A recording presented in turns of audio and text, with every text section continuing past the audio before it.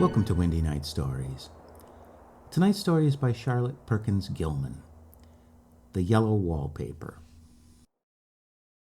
It is very seldom that mere ordinary people like John and myself secure ancestral halls for the summer. A colonial mansion, a hereditary estate, I would say a haunted house, and reach the height of romantic felicity, but that would be asking too much of fate. Still, I will proudly declare that there is something queer about it. Else, why should it be let so cheaply? And why has it stood so long untenanted? John laughs at me, of course, but one expects that in marriage. John is practical in the extreme. He has no patience with faith, an intense horror of superstition, and he scoffs openly at any talk of things not to be felt and seen and put down in figures. John is a physician, and perhaps, I would not say it to a living soul, of course, but this is dead paper and a great relief to my mind. Perhaps that is one reason I do not get well faster. You see, he does not believe I am sick. And what can one do? If a physician of high standing and one's own husband assures friends and relatives that there is nothing really the matter with one temporary nervous depression, a slight hysterical tendency, what is one to do? My brother is also a physician and also of high standing, and he says the same thing. So I take phosphates or phosphites, whichever it is, and tonics and journeys and air and exercise, and am absolutely forbidden to work until I am well again. Personally, I disagree with their ideas. Personally, I believe that congenial work with excitement and change would do me good. But what is one to do? I did write for a while in spite of them, but it does exhaust me a great deal, having to be so sly about it, or else meet with heavy opposition. I sometimes fancy that my condition, if I had less opposition and more society and stimulus, but John says the very worst thing I can do is to think about my condition, and I confess that it always makes me feel bad. So I will let it alone and talk about the house. The most beautiful place. It is quite alone, standing well back from the road, quite 3 miles from the village. It makes me think of English places that you read about, for there are hedges and walls and gates that lock and lots of separate little houses for gardeners and people. There is a delicious garden. I never saw such a garden. Large and shady, full of box-bordered paths, and lined with long grape-covered arbors with seats under them. There were greenhouses, too, but they are all broken now. There was some legal trouble, I believe, something about heirs and co-heirs, and anyhow the place has been empty for years. That spoils my ghostliness, I am afraid, but I don't care. There is something strange about the house. I can feel it. I even said so to John one moonlit evening, but he said that what I felt was a draft, and shut the window. I get unreasonably angry with John sometimes. I'm sure I never used to be so sensitive. I think it is due to this nervous condition. But John says if I feel so, I shall neglect proper self-control. So I take pains to control myself, before him at least, and that makes me very tired. I don't like our room one bit. I wanted one downstairs that opened on the piazza and had roses all over the window, and such pretty old-fashioned chintz hangings. But John would not hear of it. He said there was only one window, and not room for 2 beds, and no near room for him if he took another. He is very careful and loving, and hardly lets me stir without special direction. I have a scheduled prescription for each hour in the day. He takes all care from me, and so I feel basely ungrateful not to value it more. He said we came here solely on my account, that I was to have the perfect rest and all the air I could get. Your exercise depends on your strength, my dear, said he, and your food somewhat on your appetite, but air you can absorb all the time. So we took the nursery at the top of the house. It is a big airy room, the whole floor nearly, with windows that look all ways, and air and sunshine galore. It was a nursery first, and then playroom and gymnasium, I should judge, for the windows are barred for little children, and there are rings and things on the walls. The paint and paper look as if a boys' school had used it. It is stripped off, the paper in great patches all around the head of my bed, about as far as I can reach, and in a great place down the other side of the room, low down. I never saw a worse paper in my life. One of those sprawling flamboyant patterns committing every artistic sin.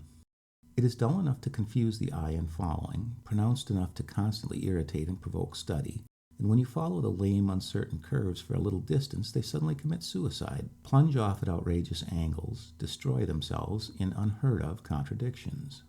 The color is repellent, almost revolting, a smoldering, unclean yellow, strangely faded by the slow-turning sunlight. It is a dull yet lurid orange in some places, a sickly sulphur tint in others. No wonder the children hated it. I should hate it myself if I had to live in this room long.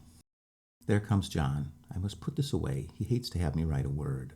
We've been here 2 weeks, and I haven't felt like writing before, since that first day. I am sitting by the window now, up in this atrocious nursery, and there is nothing to hinder my writing as much as I please, save lack of strength. John is away all day, and even some nights when his cases are serious. I am glad my case is not serious, but these nervous troubles are dreadfully depressing.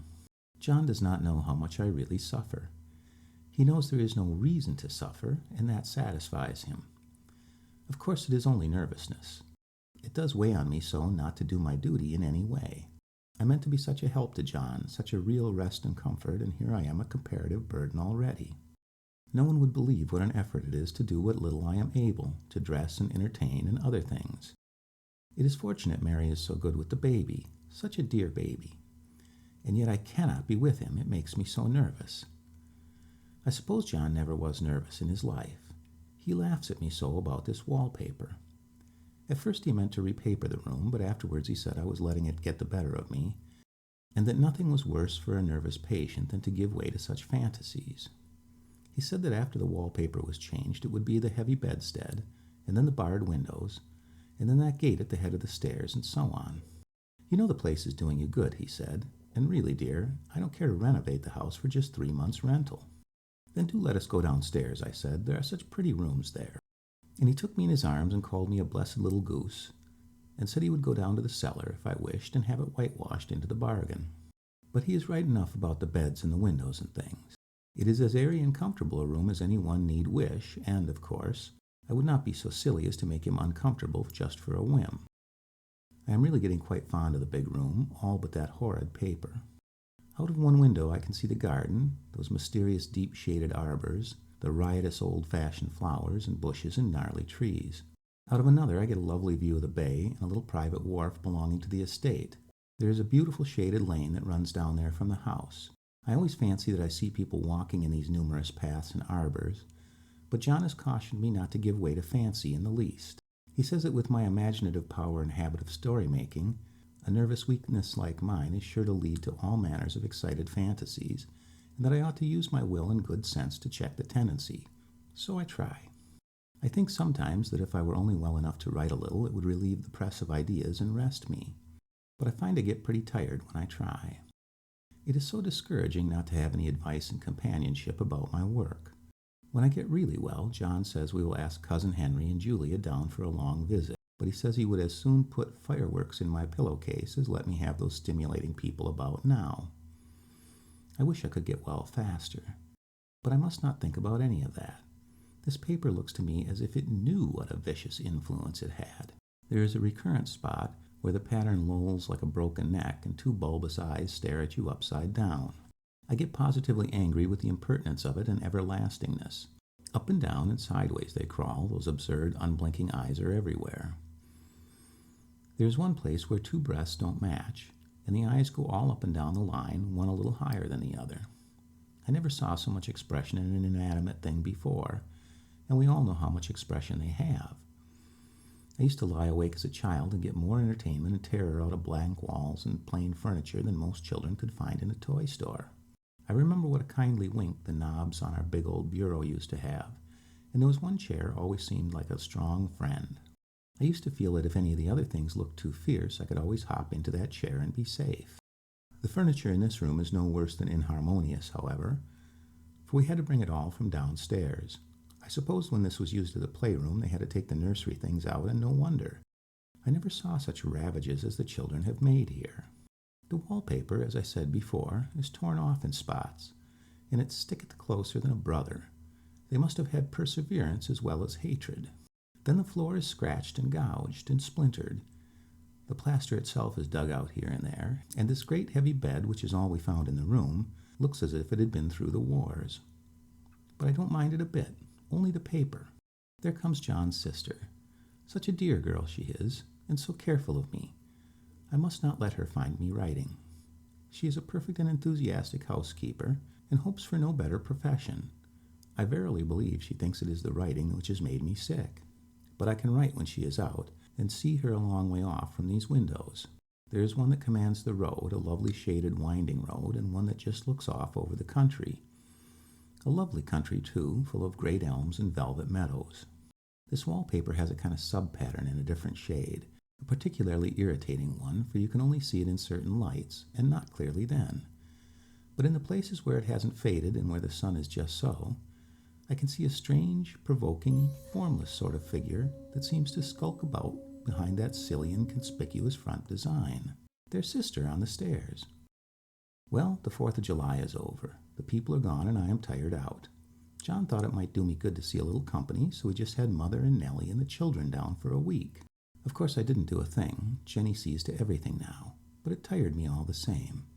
John says if I don't pick up faster, he shall send me to Weir Mitchell in the fall.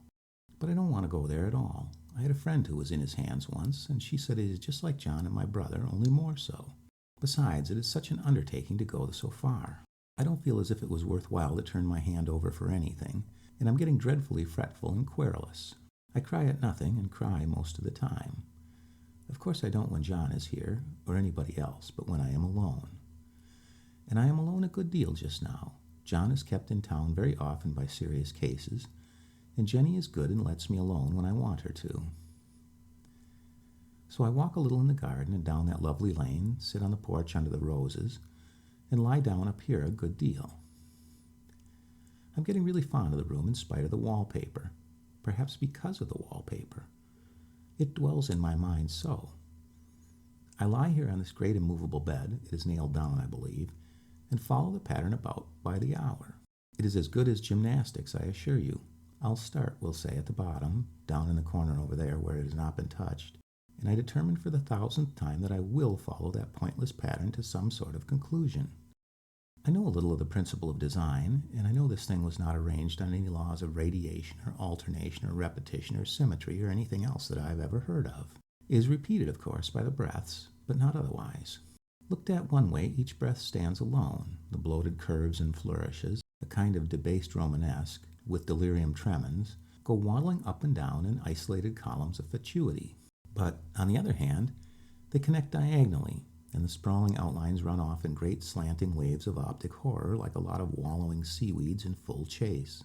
The whole thing goes horizontally, too, at least it seems to, and I exhaust myself in trying to distinguish the order of its going in that direction. They have used a horizontal breath for a frieze, and that adds wonderfully to the confusion. There is one end of the room where it is almost intact, and there, when the cross lights fade and the low sun shines directly upon it, I can almost fancy radiation after all. The interminable grotesques seem to form along a common center and rush off in headlong plunges of equal distraction. It makes me tired to follow it. I will take a nap, I guess. I don't know why I should write this. I don't want to. I don't feel able. And I know John would think it absurd, but I must say that I feel and think in some way it is such a relief. But the effort is getting to be greater than the relief. Half the time now I am awfully lazy and lie down ever so much. John says I mustn't lose my strength, and has me take cod liver oil and lots of tonics and things, to say nothing of ale and wine and rare meat. Dear John, he loves me very dearly and hates to have me sick. I tried to have a real earnest, reasonable talk with him the other day and tell him how I wish he would let me go and make a visit to Cousin Henry and Julia. But he said I wasn't able to go, nor able to stand it after I got there. And I did not make out a very good case for myself, for I was crying before I had finished. It is getting to be a great effort for me to think straight. Just this nervous weakness, I suppose. And dear John gathered me up in his arms and just carried me upstairs and laid me on the bed, and sat by me and read to me until it tired my head. He said I was his darling and his comfort and all he had, and that I must take care of myself for his sake and keep well. He says no one but myself can help me out of it, that I must use my will and self-control and not to let any silly fancies run away with me. There's one comfort, the baby is well and happy and does not have to occupy this nursery with the horrible wallpaper. If we had not used it, that blessed child would have. What a fortunate escape. Why, I wouldn't have a child of mine, an impressionable little thing, live in such a room for worlds. I never thought of it before, but it is lucky that John kept me here after all. I can stand it so much easier than a baby, you see. Of course, I never mention it to them anymore. I am too wise. But I keep watch of it all the same. There are things in the wallpaper that nobody knows but me, or ever will. Behind that outside pattern, the dim shapes get clearer every day. It is always the same shape, only very numerous, and it is like a woman stooping down and creeping about behind that pattern. I don't like it a bit. I begin to think, I wish John would take me away from here. It is so hard to talk with John about my case because he is so wise and because he loves me so. But I tried it last night. It was moonlit. The moon shines in all around just as the sun does. I hate to see it sometimes. It creeps so slowly and always comes in by one window or another. John was asleep and I hated to waken him, so I kept still and watched the moonlight on that undulating wallpaper until I felt creepy. The faint figure behind seemed to shake the pattern just as if she wanted to get out. I got up softly and went to feel and see if the wallpaper did move, and when I came back, John was awake. "What is it, little girl?" he said. "Don't go walking about like that. You'll get cold." I thought it was a good time to talk, so I told him that I really was not gaining here and that I wished he would take me away. "Why, darling," he said, "our lease will be up in 3 weeks, and I can't see how to leave before. The repairs are not done at home, and I cannot possibly leave town just now. Of course, if you were in any danger, I would and could, but you really are better, dear, whether you can see it or not. I'm a doctor, dear, and I know. You're gaining flesh and color, your appetite is better, and I really feel much easier about you." "I don't weigh a bit more," said I, "nor as much, and my appetite may be better in the evening when you are here, but it is worse in the morning when you are away." "Bless her little heart," said he with a big hug. "She shall be as sick as she pleases. But now let's improve the shining hours by going to sleep and talk about it in the morning." "And you won't go away?" I asked gloomily. "Why, how can I, dear? It's only 3 weeks more, and then we will take a nice little trip of a few days while Jenny is getting the house ready. Really, dear, you are better."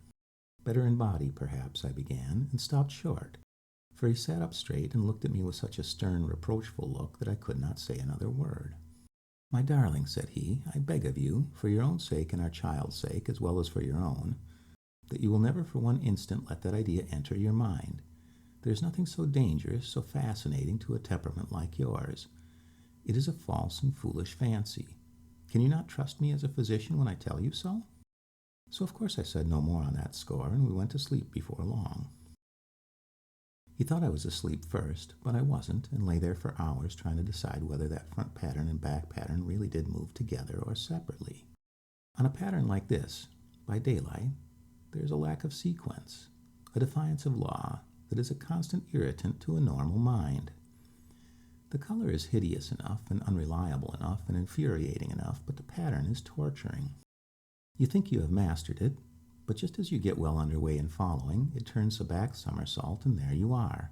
It slaps you in the face, knocks you down, and tramples upon you. It is like a bad dream. The outside pattern is a florid arabesque, reminding one of a fungus. You can imagine a toadstool in joints, an interminable string of toadstools, budding and sprouting in endless convolutions. Why, that is something like it. That is, sometimes. There's one marked peculiarity about this paper, a thing nobody seems to notice but myself, and that is that it changes as the light changes. When the sun shoots in through the east window, I always watch for that first long, straight ray, it changes so quickly that I never can quite believe it. That's why I watch it always. By moonlight, the moon shines in all night when there is a moon, I wouldn't know it was the same wallpaper. At night, in any kind of light, in twilight, candlelight, lamplight, and worst of all by moonlight, it becomes bars. The outside pattern I can see, and the woman behind it is as plain as can be. I didn't realize for a long time what the thing was that showed behind, that dim sub-pattern, but now I am quite sure it is a woman. By daylight she is subdued, quiet. I fancy it is the pattern that keeps her so still. It is so puzzling. It keeps me quiet by the hour. I lie down ever so much now. John says it is good for me, and to sleep all I can. Indeed, he started the habit by making me lie down for an hour after each meal. It is a very bad habit, I am convinced, for you see I don't sleep. And that cultivates deceit, for I don't tell him I'm awake. Oh, no. The fact is that I'm getting a little afraid of John. He seems very queer sometimes, and even Jenny has an inexplicable look. It strikes me occasionally just as a scientific hypothesis, that perhaps it is the paper.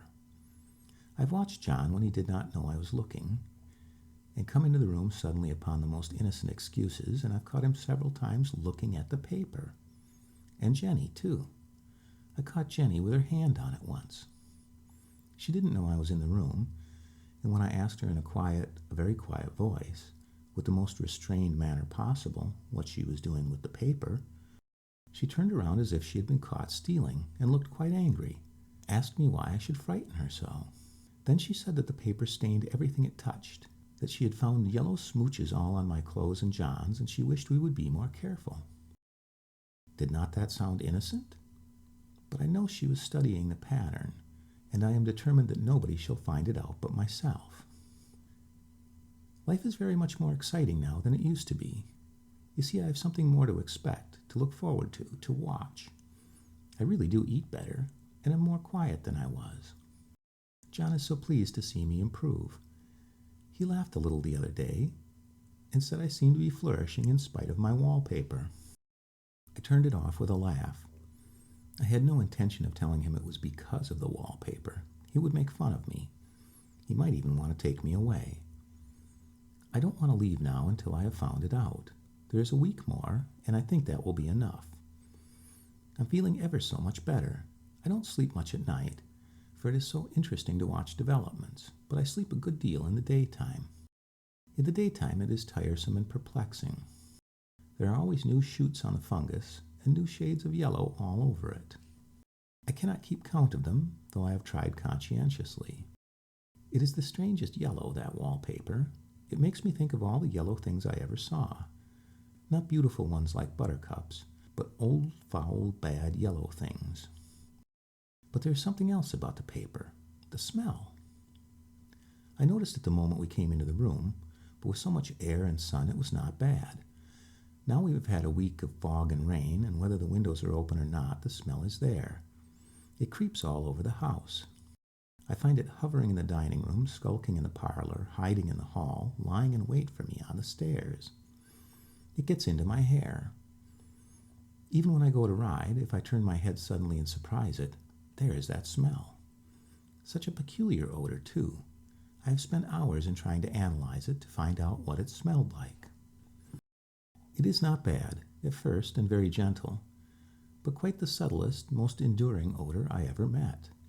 In this damp weather it is awful. I wake up in the night and find it hanging over me. It used to disturb me at first. I thought seriously of burning the house, to reach the smell. But now I am used to it. The only thing I can think of is that it is like the color of the paper, a yellow smell. There is a funny mark on this wall, low down near the mopboard, a streak that runs round the room. It goes behind every piece of furniture except the bed, a long, straight, even smooch, as if it had been rubbed over and over. I wonder how it was done and who did it, and what they did it for. Round and round and round, round and round and round. It makes me dizzy. I really have discovered something at last. Through watching, so much at night, when it changes so, I have finally found out. The front pattern does move, and no wonder. The woman behind shakes it. Sometimes I think there are a great many women there, and sometimes only one, and she crawls around fast, and her crawling shakes it all over. Then in the very bright spots, she keeps still, and in the very shady spots, she just takes hold of the bars and shakes them hard. And she is all the time trying to climb through. But nobody could climb through that pattern. It strangles so. I think that is why it has so many heads. They get through, and then the pattern strangles them off and turns them upside down and makes their eyes white. If those heads were covered or taken off, it would not be half so bad. I think that woman gets out in the daytime. And I'll tell you why, privately. I've seen her. I can see her out every one of my windows. It is the same woman I know, for she is always creeping, and most women do not creep by daylight. I see her on that long road under the trees creeping along, and when a carriage comes, she hides under the blackberry vines. I don't blame her a bit. It must be very humiliating to be caught creeping by daylight. I always lock the door when I creep by daylight. I can't do it at night, for I know John would suspect something at once. And John is so queer now that I don't want to irritate him. I wish you would take another room. Besides, I don't want anybody to get that woman out at night but myself. I often wonder if I could see her out all of the windows at once, but turn as fast as I can only see out of one at a time. And though I can always see her, she may be able to creep faster than I can turn. I've watched her sometimes way off in the open country, creeping as fast as a cloud shadow on a high wind. If only that top pattern could be gotten off from the under one. I mean to try it, little by little. I found out another funny thing, but I shan't tell it this time. It does not do to trust people too much. There are only 2 more days to get this paper off, and I believe John is beginning to notice. I don't like the look in his eyes. And I heard him ask Jenny a lot of professional questions about me. She had a very good report to give. She said I sleep a good deal in the daytime. John knows I don't sleep very well at night, for I'm so quiet. He asked me all sorts of questions, too, and pretended to be very loving and kind, as if I couldn't see through him. Still, I don't wonder he acts so, sleeping under this paper for 3 months. It only interests me, but I feel sure John and Jenny are secretly affected by it. Hurrah, this is the last day, but it is enough. John is to stay in town overnight and won't be out until this evening. Jenny wanted to sleep with me, the sly thing, but I told her that I should undoubtedly rest better for the night all alone. That was clever, for really I wasn't alone a bit. As soon as it was moonlight and that poor thing began to crawl and shake the pattern, I got up and ran to help her. I pulled and she shook. I shook and she pulled, and before morning we had peeled off yards of that paper, a strip about as high as my head and half around the room. And then when the sun came and that awful pattern began to laugh at me, I declared that I should finish it today. We go away tomorrow. They are moving all the furniture down again to leave things as they were. Jenny looked at the wall in amazement, but I told her merrily I did it out of pure spite at the vicious thing. She laughed and said she wouldn't mind doing it herself, but I must not get tired. How she betrayed herself that time. But I am here, and no person touches this paper but me, not alive. She tried to get me out of the room. It was too patient. But I said it was so quiet and empty and clean now that I believed I would lie down and sleep all I could, and not to wake me even for dinner. I would call when I woke.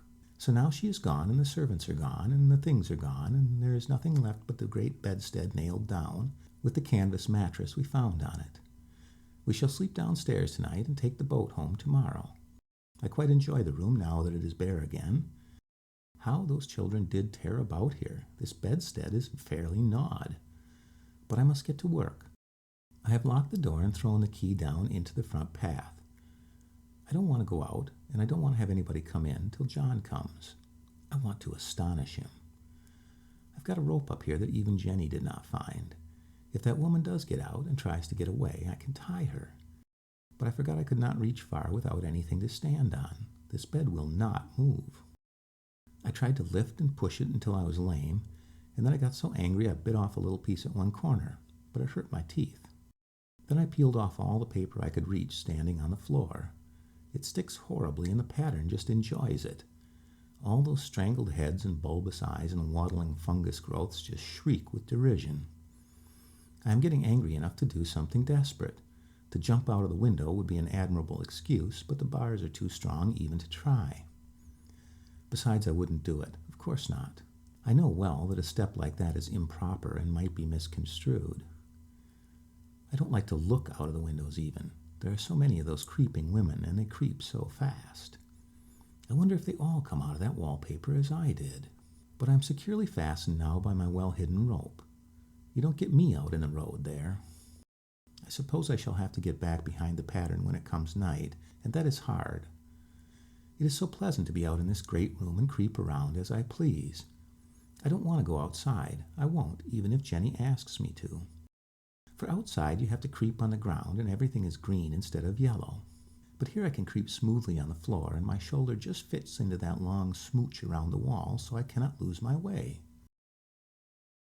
Why, there's John at the door. It is no use, young man, you can't open it. How he does call and pound. Now he's crying for an axe. It would be a shame to break down that beautiful door. John, dear, said I in the gentlest voice, the key is down by the front steps under a plantain leaf. That silenced him for a few moments. Then he said, very quietly indeed, "Open the door, my darling." "I can't," said I. "The key is down by the front door under a plantain leaf."